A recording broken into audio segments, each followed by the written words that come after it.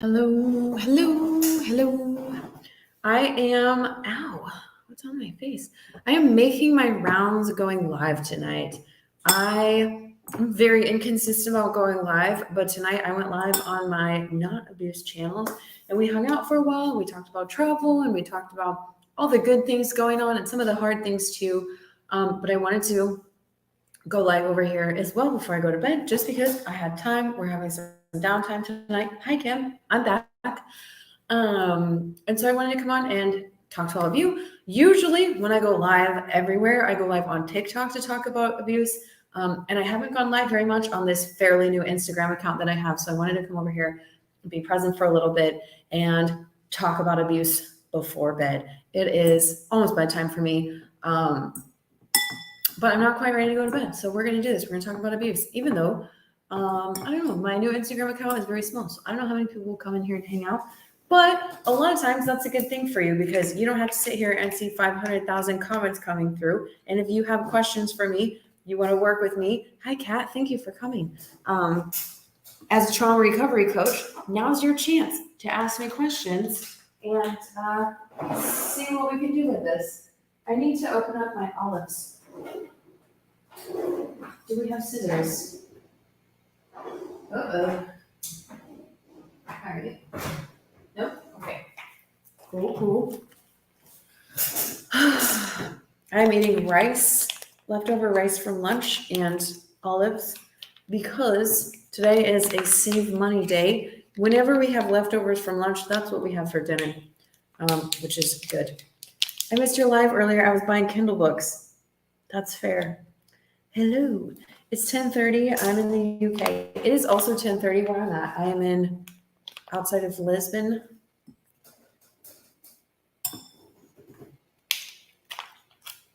Who doesn't have scissors?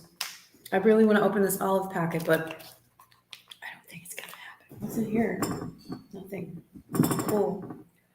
That's okay, Kat. Usually when you come and hang out, you're in my abuse lives, and the other lives, I was on my non-abuse content. I was on the Lindsay Goodman. The Lindsay Goodman now. Oh, what am I doing here? I need to change my name.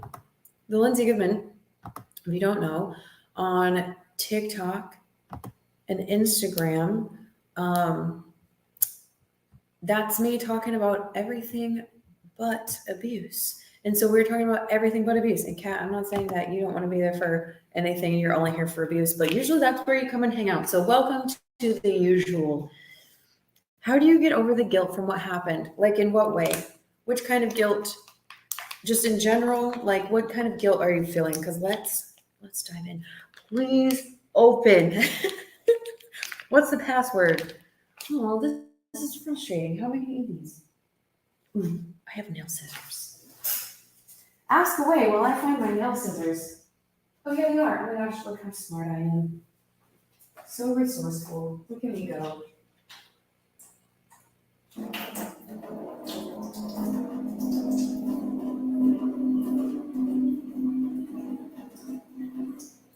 Dump out all the olive juice so I don't spill it all over the table while I'm eating.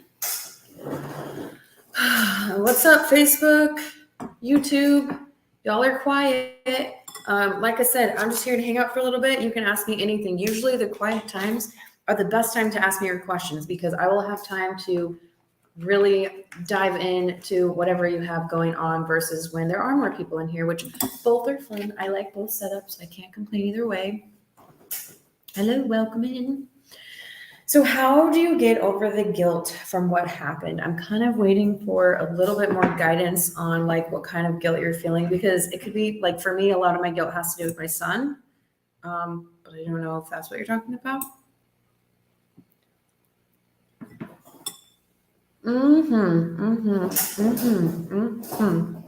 Okay. Had lots of guilt and anger come up about the abuse that happened, plus the guilt of what happened after I left. Okay. I still feel like that's a little bit vague in terms of how I can answer, and I'm not asking you to tell more about your situation here publicly. Guilt and anger about our own abuse.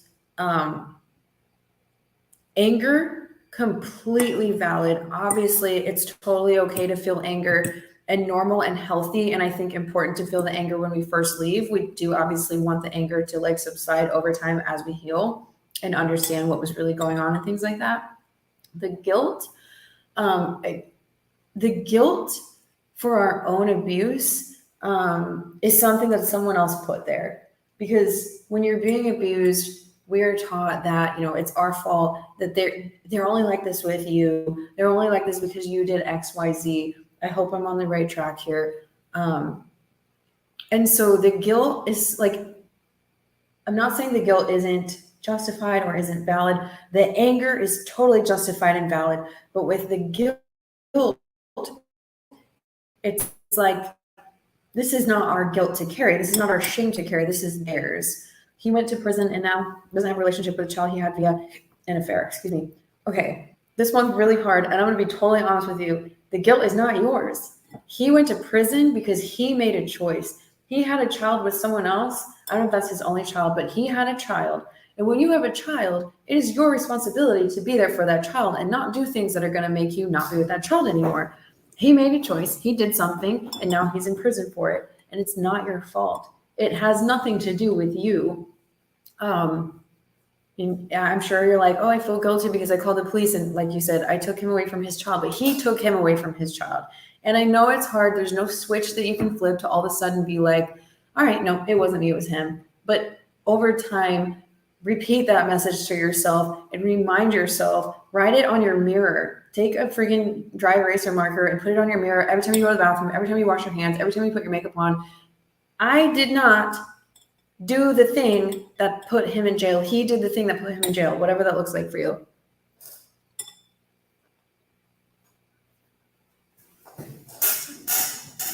Sorry about the chewing sounds. Do you have any resources about abuse from someone with borderline personality disorder? I'm sorry. Someone did ask me that the last time that I offered and asked me anything, and I didn't actually finish answering that because I'm traveling, and I shouldn't have done Ask Me Anything when I wasn't able to really get to it. Although sometimes it happens in real life too. I don't know if that was you or not. I don't have a lot of information or resources about borderline personality disorder. I know some about it, but I don't have resources about that. I don't know if it was me. Okay, I thought maybe it was because I was like, this looks familiar.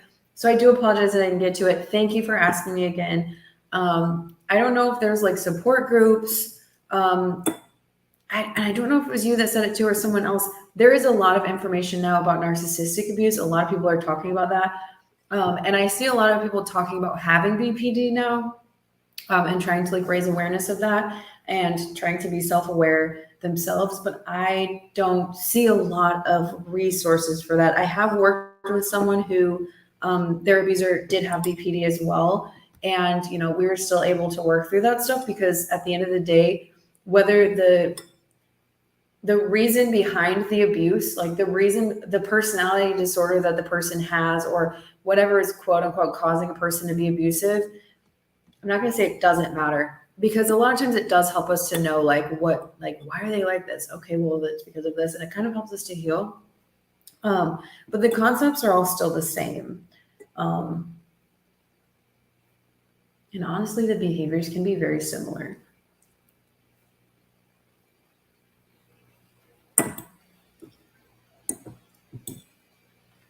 Behaviors can be very similar.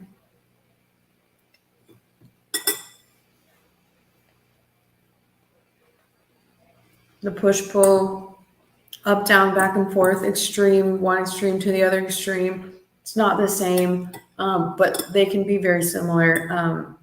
So if you can't find anything that's very specifically about BPD, hang around the coercive control conversation because coercive control tactics are going to be the same across the board.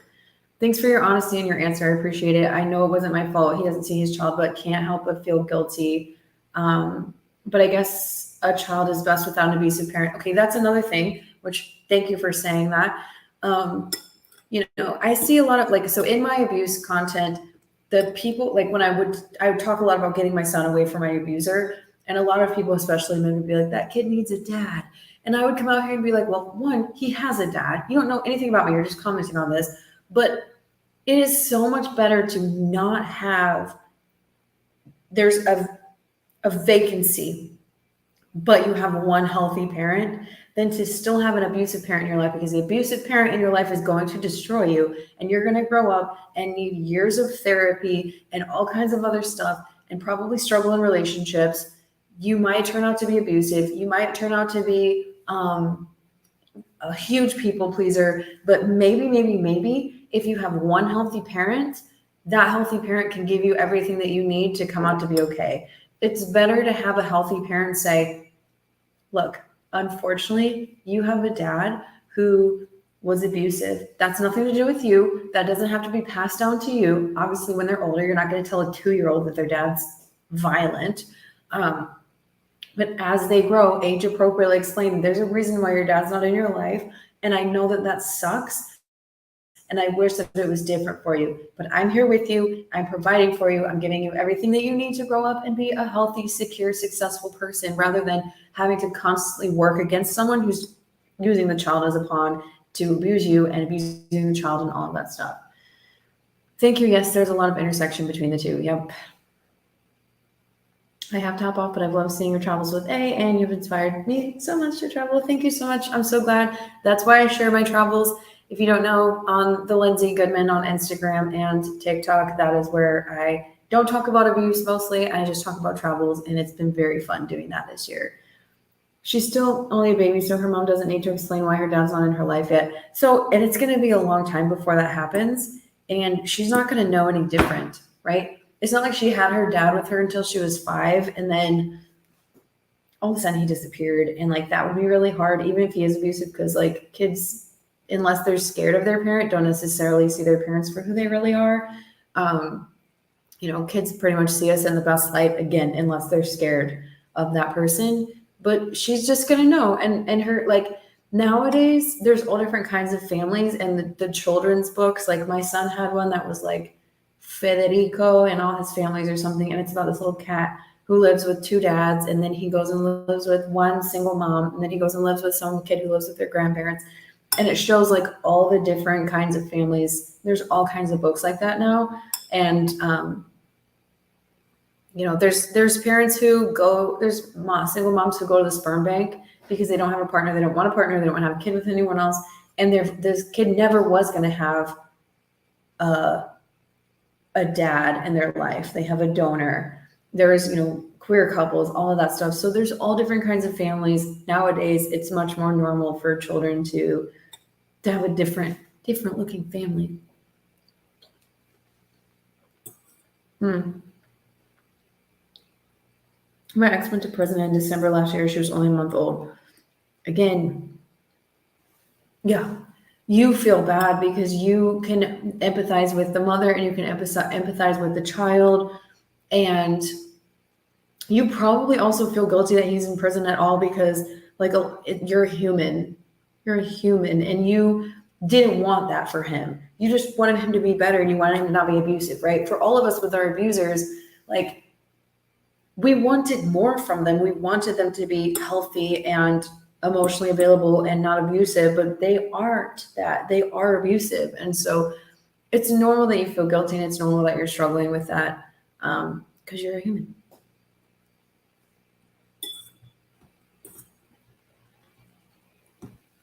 There's just something so good about green olives in rice. It's just regular rice. Well, it's Portuguese rice, so it's better than just white rice. They probably made it in like chicken broth or something. I don't know. Instead of water. But one of my favorite meals to make is arroz con gandules, which is like Puerto Rican rice. But sometimes when I don't feel like making all of it with like the sofrito and all the other stuff, I just make rice and throw a bunch of olives in it, and it's so good. Pigeon peas.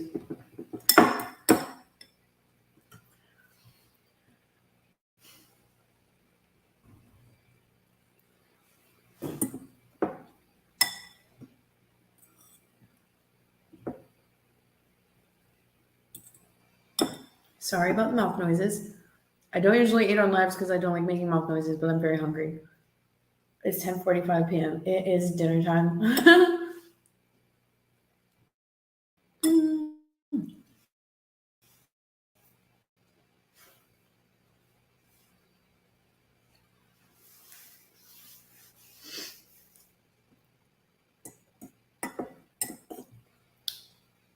definitely quiet in here tonight. I don't know. It's 2:45 in the afternoon on Friday.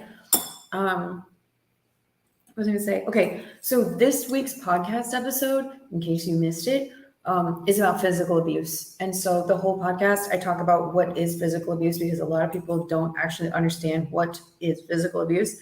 So a lot of people will say, well, they never physically abused me, or they never hit me, or they never whatever. But there are so many other things that are physical abuse that people don't realize. So the whole episode is just me explaining what is physical abuse, giving examples, talking about why it's physical abuse, and so on. The podcast, if you don't know, is called It's Not All Rainbows. So definitely check it out if you haven't yet. What you eating? Just plain rice, which is leftovers from the restaurant we ate lunch at today. My son, I had bacalao brash, and he had plain rice, which is better than plain white rice, and a fried egg. And he's eating most of the leftovers now, and I'm eating the leftovers without the egg with some olives in it because I really like green olives. We're saving our money tonight. Thank you. I appreciate your answer. Finding people who understand what I've been through and what I feel after leaving has helped so much. You're welcome. That's what I'm here for. I say this every time, but like I really wanted to become what I needed when I left, and it's been really rewarding so far to be able to do everything that I've been doing. Oh my God, the podcast is amazing. I love it. Oh my gosh, please leave me a review. It's a very small podcast, but yeah, I appreciate every single review that anyone has left me ever because I do work hard on it. It could be more professional for sure. But I have a lot of other things, I'm not a full-time content creator. I just do it when I can because I'm a sign language interpreter and a single mom and I do a lot of stuff. So sounds good. Now I need to find myself some green olives. Yeah, they're so good. I love green olives.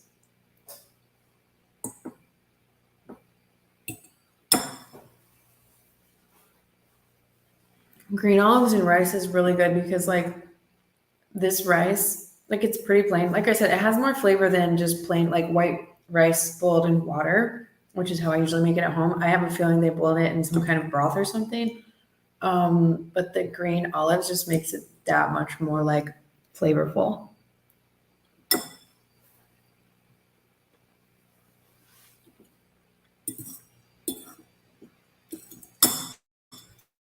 So I like it.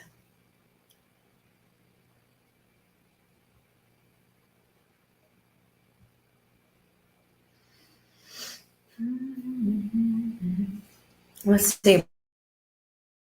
What are we talking about next week on the podcast? Let me give you a preview while you're here.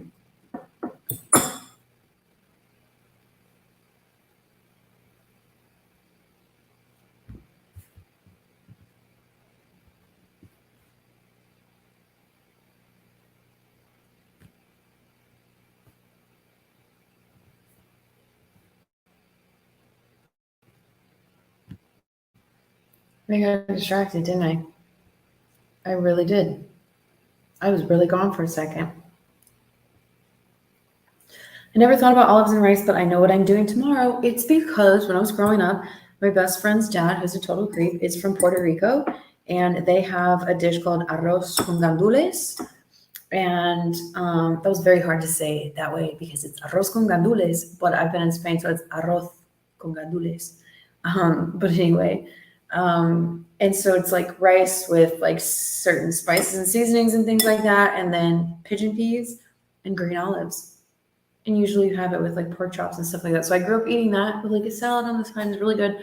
And so sometimes I'll make that and I'll do the whole entire dish. I just said this a little bit ago, but you weren't here. And sometimes I'm like, I have olives and I have rice and I have gandules, but I don't feel like doing all the other stuff. I don't have any sofrito. And so I'll just make like a rice dish with pigeon peas and olives. And it's still good. It's really good.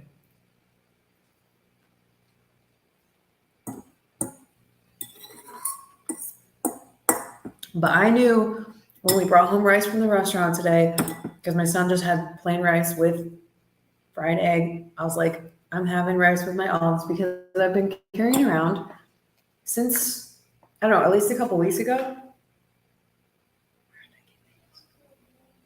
Do you want more rice?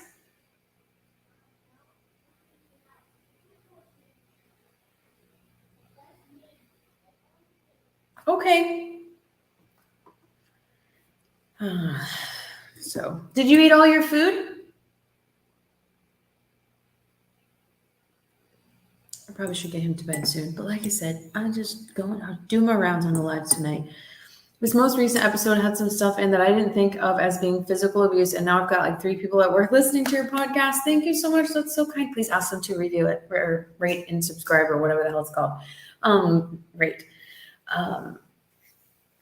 I think it's so important, and like you listen to the podcast. So again, this week I talk about what is physical abuse, and I give a lot of examples, and I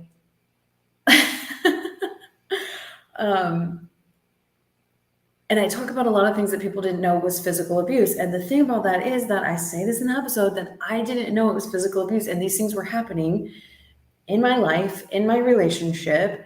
And I was downplaying it because I had experienced way more obvious, way more dangerous. I shouldn't even say it like that because some of the things I experienced were pretty dangerous, but like almost lost my life, physical abuse from a man. And that's another thing is like when it's queer abuse, a lot of times we downplay it because we're like, well, this person can't hurt me as much as that person did because he was 200 pounds and they're 160 pounds or whatever, which is bull crap. Like anybody can hurt anyone really because it's about that like rage and like catching you off guard and like whatever. Sometimes it is a little bit more obvious like what we think it is, but like you just never know. And that's the thing, like these things were happening and I just like didn't know it was abuse. I didn't know it was physical abuse. And they always have excuses for it. So the things that they're doing, they have a reason for it, and you're like, okay, it makes sense that you did this horrible thing to me. No, it doesn't. There were so many things I didn't realize were physical abuse till after I left and started following people like yourself. Thank you. I'm glad. That's definitely why I made that episode. That one was in the books for a while. You really just stay strapped with those green olives. Pulled out a whole package of olives, caught me off guard. Yep, they're right there. And I've got another one over there. It's a 3-pack.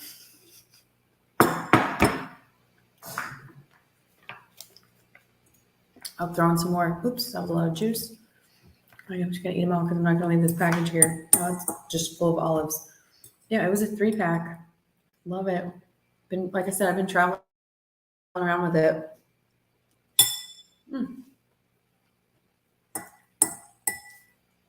Rice is not the most graceful thing to eat on camera.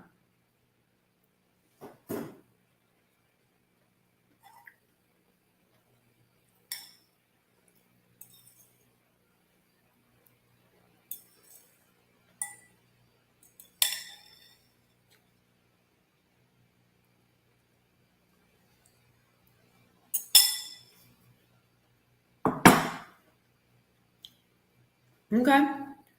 It's a 3-pack. It's the food equivalent of it has pockets and I'm here for it. Problem is, I've never found these in the States. I've never found just like these little plastic bags, 3-packs of olives. Spain has the olives for sure. So is Portugal. Olives are very good here.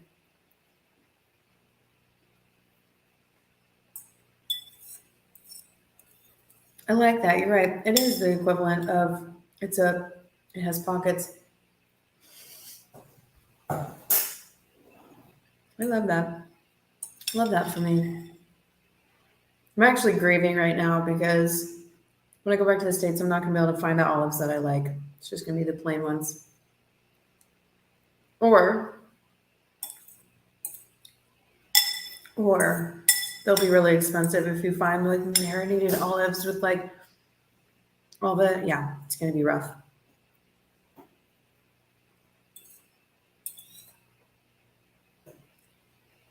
There's a little bodega that sells olive singles, but not 3-packs. I'm jealous of Spain. Is it the olive ones? Olive. I see those sometimes at like Whole Foods and stuff, and I get them. But no, they're not the same. Lost an olive.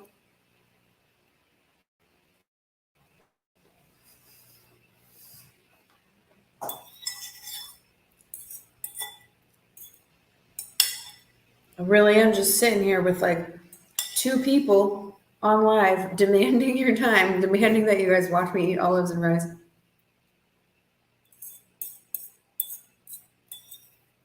I will say this. It does feel weird to go live on smaller platforms because for so long I've been used to going live on larger platforms when more people are in. But since I've started some accounts fresh, it's quieter in here, but it's okay because that's what we're doing now. And it's working. And it's not about numbers. It's quality over quantity. That's for sure.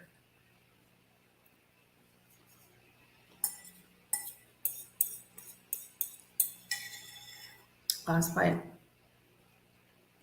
Mm. I could eat olives every single day.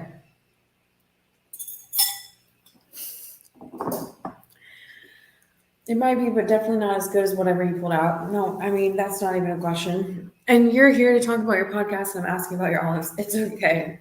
You did miss the Corey. I don't know. I've only really seen you on Facebook, but if you don't know, I now have separate accounts for abuse content, which is why I'm like over here, like, this is a really small account now. Instagram and TikTok, I have my Lindsay Goodman coaching, which is abuse. And on TikTok and Instagram, I also have the Lindsay Goodman, which is not about abuse. And we just spent like an hour and a half talking about travel and food and all the things. And the olives would have been thrown in there had I been eating in that one. But no, it's totally fine because one thing that I've always done when I do talk about abuse is I'm a person. So like we have always gotten off track a little bit. Like anytime I go live, usually I am actually snacking in my car. I used to always be like eating Reese's cups by the gallon. It's just like in my car, just like so yeah, it's totally normal. I'm a human, you're humans. We're gonna get off track sometimes. It's fine. But yeah. What else, y'all? I'm gonna keep this one a little bit shorter, but do you have any questions for me before we go? My legs hurt. I walked a lot today.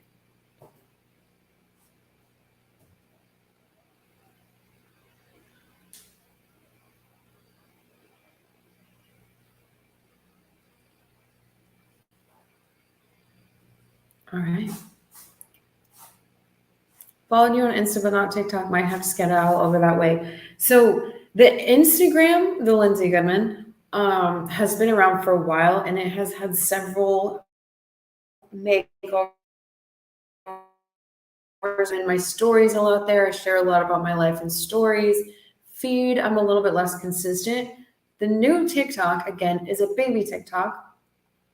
But I make a lot more, like the feed has a lot more stuff in it than my Instagram feed. So the other day I posted a video of me making orange juice in the morning in Portugal, and I really like that video. But it's not something that's necessarily going to get to my Instagram feed, but it was like in my story. So it really all just depends what you want to see. There's more on my TikTok because TikTok, it's like you just post whatever you want to. On Instagram, you like have a little bit more of a curated feed, and you don't post 3 times a day. And it's just like, I don't know, TikTok, you can make 10. And like, I don't know. Maybe it's successful, maybe it's not. It doesn't really matter to me. But like, yeah, very different. I don't know. Some things I do cross post, some things stay where they stay. Just depends. The lives never stay on one topic. No, we twist and turn. We really do. Okay, I want some chocolate. We don't have any chocolate. It's okay. It's all good.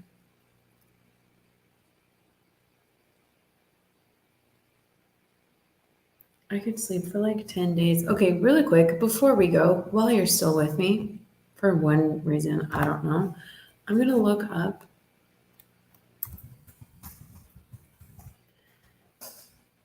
something to do tomorrow. But we might do nothing tomorrow. This is the one.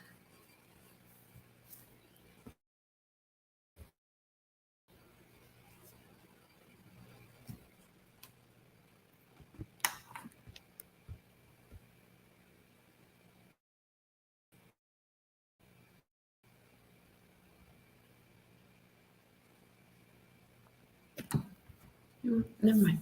I don't feel like looking it up. Do you have an episode on your podcast about breadcrumbing specifically? Yes, I do. Please stay tuned.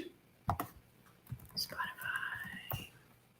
I know that I do. Oh, yes, I remember. It's called something about the bakery.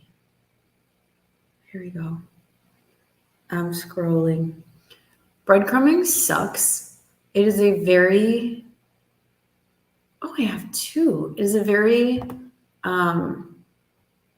successful abuse tactic because it works to keep you confused.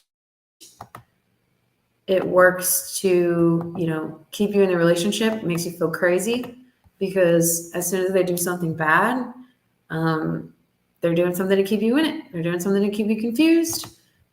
Okay, so this is the newer episode. The newer episode is from January 11th, and it's called Breadcrumbs Can't Sustain You. TikTok, I can't necessarily share this I'm popping it up here on Facebook, but it's from January 11th, and it's called Breadcrumbs Can't Sustain You. And then the first one, boy!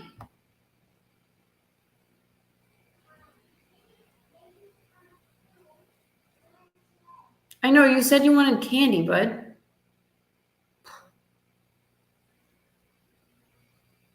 Feast or famine. Feast or famine is what that one's called. The first one that I ever did about breadcrumbing is called Feast or Famine. And I talk about how, so these two episodes are going to be good to listen to if you're concerned or dealing with breadcrumbing, because these two episodes are going to talk to you about, okay, hold on. The first episode, I talk about how upfront they give you the entire freaking bakery. And then it's like a loaf of bread. And then it's less and less and less until you're in famine and you're literally starving for those crumbs of affection, which is how breadcrumb works. They feed you the feast, and then they give you the famine, and you are desperate to get back to the feast. I'm pretty proud of that episode. Works to keep you confused is right, Allie, while saying you're the problem. Yup. You're asking too much. I can vividly remember one of the moment the mask dropped for me was about adult intimate relations. I'll just put it that way. And it was feast, feast, feast, feast, feast, which is very common with abusive people. Feast up front, all of it. And they're all about you, giving you attention and meeting all your needs and whatever, and then stop. And I remember the moment that it stopped, and I went to initiate like we always did, and it stopped so quickly. And I was like, what's going on? And of course, I'm like desperate to figure out what I did wrong, why things are different. And they looked at me and they were like, it's not fair of you to expect that from me. I'm sorry, what? Every single day up until now, this has been what we've been doing. And all of a sudden, it was like I was dramatic and crazy and asking too much and way out of line. It was like I had just met this person and was trying to jump into their pants. That's the way they were like, it's not fair of you to ask that of me. And that is how breadcrumbing goes, is again the love bombing happening, and then I'm not going to do that anymore. And then it's like, oh, she's about to leave because she's figuring out that this isn't normal, and she's like, what the hell, maybe this relationship isn't what I thought it was. Here you go, breadcrumb, and you're in it, and they're in it to win it, because they're not going to let you go because you're hooked. Stopped abruptly about 3 months into what is now a 12-year relationship. Ugh. Golly. That sucks. I'm sorry. Have you done one on coercion within an abusive relationship? Are you talking about sexual coercion? Because no, I haven't done that. If you are talking about that, there's someone who's really, really awesome to follow, but I can't think of her freaking name.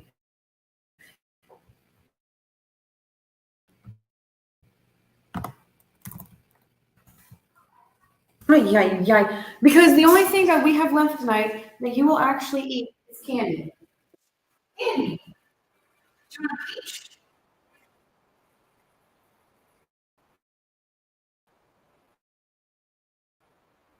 Hold on, I have to give myself. What is going on? That's disgusting. I'm trying to find the name of this TikToker. Yeah, yikes. I know. Sorry about that. I was just like, ooh. There is a TikToker who was married to a man, and she experienced a lot of sexual coercion, and she's amazing, and she makes a lot of content about it, and I cannot remember her name. Cannot remember her name for the life of me.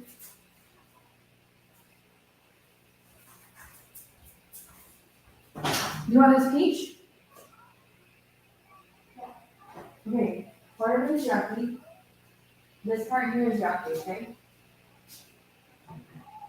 This part.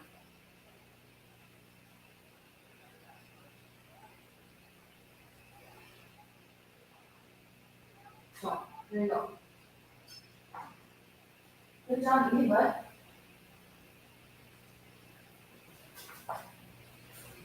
Mmm. Mm-hmm. Mm-hmm. Mm. Mm-hmm. Mm-hmm. Okay. Let me ask your opinion on this. Is withholding relations while simultaneously expecting monogamy a form of abuse? I've gotten mixed reactions on this one. Yes, it very much can be.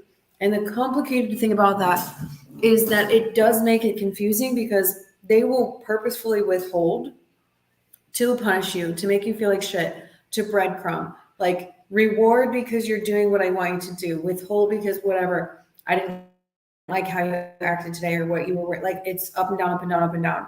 And also because they gave you that in the beginning and then they use it to like, they know that you want that, so they're not going to do it. And I have talked about this a lot before, but I don't know exactly where. I don't know if I have a podcast episode or if it's on TikTok. I've been talking about this for 2 years now, almost. But the problem is that there are a lot of people in relationships. I'm going to just use gender on this one. And it's not going to only be this, but in general, there are a lot of women who withhold from their abusive partner because their partner is too rough with them, is not getting consent, is not, whatever. And they're tired. They run down. They're taking care of the kids. The husband's not helping. That's the last thing on their mind. And the husband's like, whatever. So they're like withholding them. The husband's like, you're horrible to me, blah, blah, blah. So because we do have that flip side of it, where like obviously the wife has the right to say no, the man should not be having sex without consent from the wife. There's this other side of it that keeps it confusing when a person is withholding to punish. Because then you have people who are like, well, that's not fair because the other person, like, they're like, well, I withhold from my husband because he treats me like shit, blah, blah, blah. And I'm like, that's fair too. But abusive people will withhold on purpose to hurt you. That's the last one we have, buddy. All we have left is octopus. I know, honey. We're all out. I got more rice. We're all out, buddy. Do you want to know where those are? Those are at home in Washington, bud.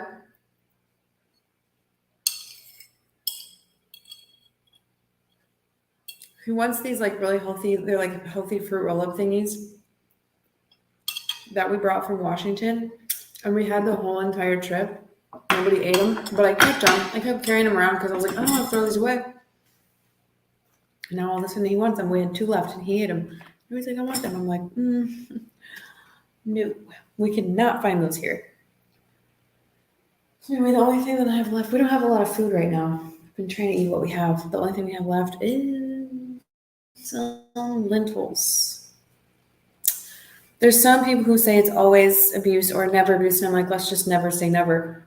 I have talked about that too. I will sometimes say they'll always or they'll never, and I try to stop myself because abuse is not black and white. Nothing is, okay, there are some things that are black and white. But that's the problem with abuse and covert abuse and the way that they use other issues to cover up their abuse and all of this, like real genuine things to cover up their abuse, is that's what keeps us all confused when we're in it. Like, is this really abuse or is like this, it's like within their right to withhold sex because they're uncomfortable or they're whatever, like they have every, like whatever. So you're kind of convincing yourself that you are asking for too much and they're convincing you.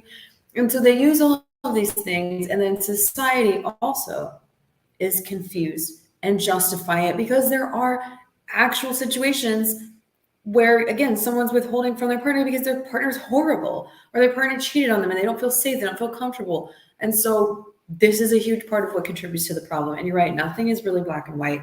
There isn't really always and never. And always and never is very dangerous because it can keep us in abusive relationships. One of the things that kept me in was that I read something that's like, well, narcissists never apologize, but they will apologize because they are often very clever and they know that if they apologize, it's to manipulate. Nobody, we don't.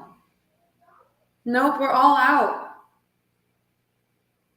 And so they'll apologize to get you to stay because they know that it'll work for a long time. Hang on. We don't have any more food, buddy.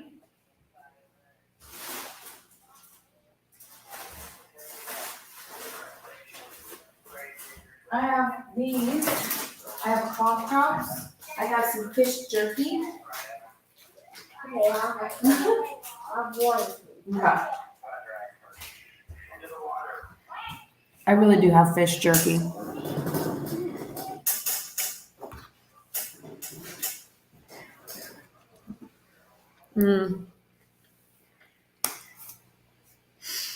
Sad thing about my situation, I believe for a long time it wasn't abuse, as it wasn't physical, but it was everything else but same. Mine was physical, but I just didn't know that it was physical because it wasn't, most of it wasn't as obviously what we think of as physical abuse. But yeah, and that's another thing is a lot of times we stay because we don't think that it's abuse. We think it's normal because it is. It's normalized in media. Like the toxicity is normalized in songs and books and movies, all of this stuff. Like now, as a survivor of abuse, as a certified trauma recovery coach, like I'm very educated on all this stuff. There are so many movies that I can't watch because from the very beginning, I'm like, this is so toxic. It's teaching people that this is okay, blah, blah, blah. And some people are like, it's just a movie, don't worry about it. I'm like, no, it's not just a movie because it is teaching people. It's normalizing it. But another thing, Georgia, thank you for sharing that, is that I want to tell you that I want to encourage you, if you have the time and the interest, to listen to this week's podcast episode on It's Not All Rainbows, because I talk about physical abuse and what physical abuse is.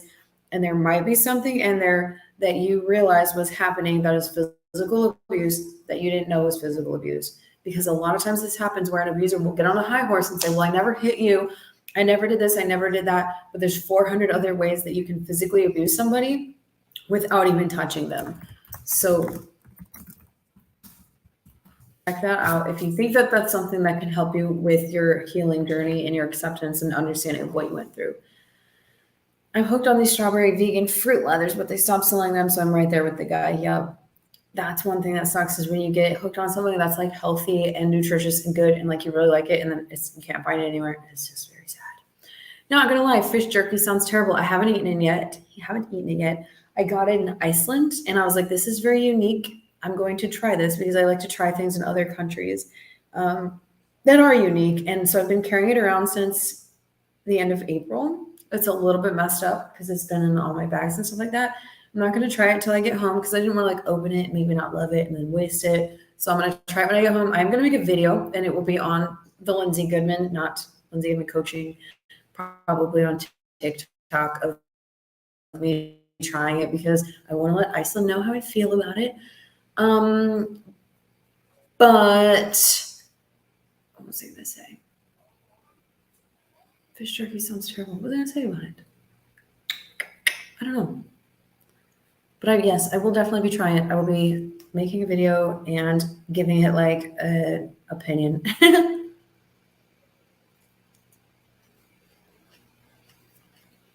Kat, you're still here. Thanks for hanging out. It's so quiet in here tonight. I wasn't sure who it is because there's only one person hanging out on Instagram right now. Now I'm eating a gummy octopus. My diet is very different in the States versus here. In the States, I avoid a lot of foods. I don't drink any kind of like pop. I don't eat candy. I don't eat bread. There's a lot of, just because I just don't. But when I travel, if it exists, it's going in my mouth. Oh, there was something. I forget what it's called. I have to look it up.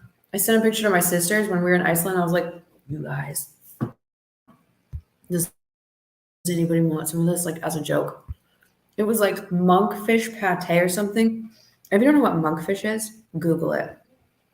I didn't get it.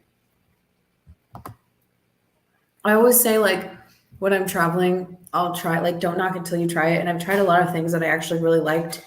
But the monkfish pate or whatever it was, I always feel like a creep because I'm hanging out. I'm like one of 4 people hanging out. No, totally. It's okay. Who else? I don't want to say that. I'm just listening. Well, thanks for hanging out, Kat.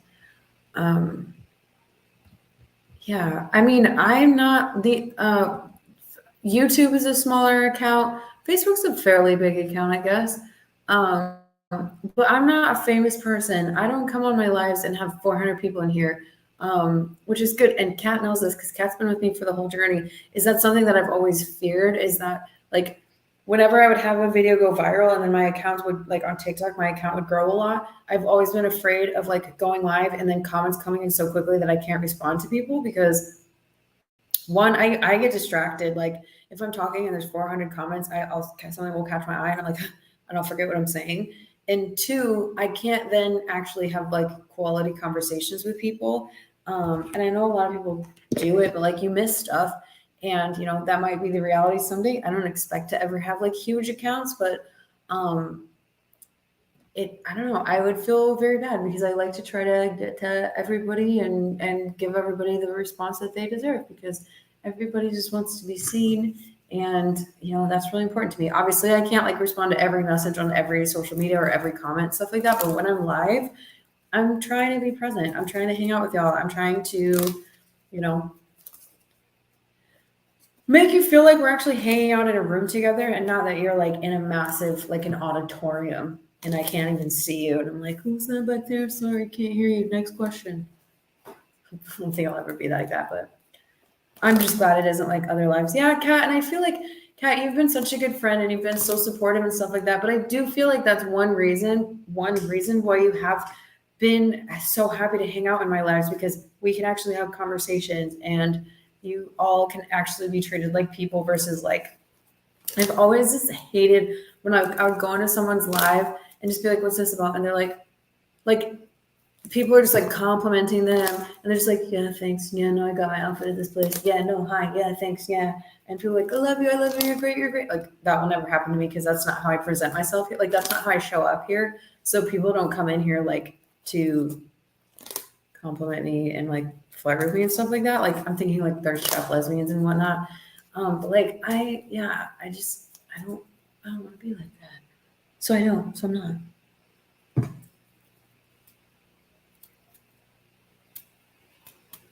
But I am gonna get ready to go to bed. My legs hurt. I'm gonna go rest these old legs. And I might read a little bit before bed, even though it is getting kind of late. It's time to get the baby to bed. And enjoy our last day in where we are. And then we have 3 more days and then we're heading back to the States. And then I'll be working a lot. So I'll probably try to go live a little bit more regularly. But unfortunately, because I have a lot of accounts, I will be like sometimes here, sometimes there, whatever, because I like to nurture my babies and do different things at different times. Pretty sure if anyone started flirting with you in here, there'd be 5 of us like shutting it down. I hope so. I appreciate that. Whenever it's been a while since someone did flirt with me, and whenever they do, I just know that they're new here because I'm very loud about being single and staying single and not being interested in flirting. And why would you flirt with me publicly if you're going to do it? I'm just not that kind of person. So I think most people know that by now. Because when I first left my abuser, I was getting a lot of DMs and I was like, what's wrong with you? Like, this is telling me a lot about your character that you're trying to date me right now. Like 2 seconds after I left my abuser and I'm telling you I was being abused. But yeah, thank you for that. Definitely 100 plus people is just way too many. You can't have a conversation even in the comments. It's too chaotic and no fun. Nope. And even if you had like a moderator to like for example, I am using StreamYard right now to go live on YouTube and Facebook. And I once did a StreamYard live with Lee Hammock and Ben Taylor. And there were a lot of people in the thing. And like one of them was in charge and one of them would like click on a thing and then read it. And it would come up on the screen and they would read it. And they would be like, Lindsay, do you want to answer this? Or I'll answer this or whatever. And so it was moderated by one of the speakers. But even so, a lot of stuff was being left out because these 2 have really big, especially Lee Hammock has huge accounts. And like, you can't you can't. Oh God, please no more people who flirt. I can't take that again. Yeah, so the few people who have like messaged me and like complimented me, like, so there's a difference between like sometimes someone will come in and they'll say like, oh my gosh, you're so pretty, but they don't say anything else. So I'll just say thank you and move on. Sometimes someone will come in and I'm like, it's good lighting, thanks. Sometimes someone will come in and they'll compliment me for something else. It's just a little compliment, and you can tell they're not being creepy. They're just like, oh my gosh, I really like what you do, like whatever. They're genuinely complimenting me. But every once in a while, someone will come into my DMs and they'll say something that's just, I'm like, you know what, a little bit no, and I just simply will not respond. I'm just not gonna respond to it because I just don't care. I really cannot be bothered. Like I just don't. Glad it doesn't happen too often here yet. It's